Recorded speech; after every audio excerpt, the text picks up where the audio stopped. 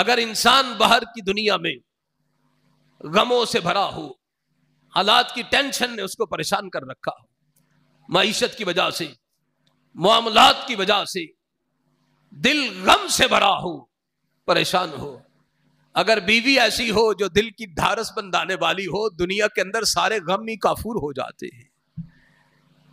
گھر کے اندر اہلیہ ایسی ہو جو خامند باہر سے آئے چہرہ غم سے بھرا ہوا ہو، سیدہ خدیجہ رضی اللہ عنہا کی طرح قدموں میں بیٹھ جائے، میرے سر کے سائیں گھبراتے کیوں ہیں؟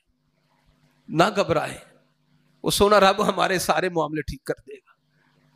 لیکن یہاں معاملہ اس کے برعکس ہو پاتا ہے، بندہ غم سے پریشانی سے بھرا باہر سے گھر آتا ہے، مزید گھر میں پریشانی کا باعث بنتے، اس کا جی گھر میں نہیں لگتا، کیونکہ بیوی کا کردار جو اخلاق میں، ایمان میں کمال چاہیے وہ موجود نہیں ہے۔ ایمان میں اخلاق کمال دیتا ہے۔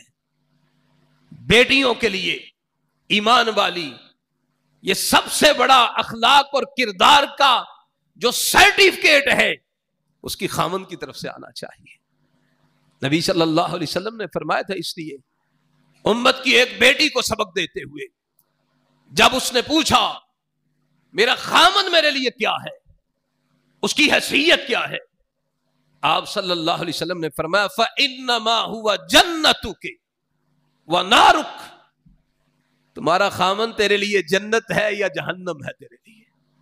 اگر مطیع ہے، فرما بردار ہے، اطاعت شعار ہے، تو وہ جان لے کہ وہی خامن تیرے لیے جنت میں جانے کا باعث ہے۔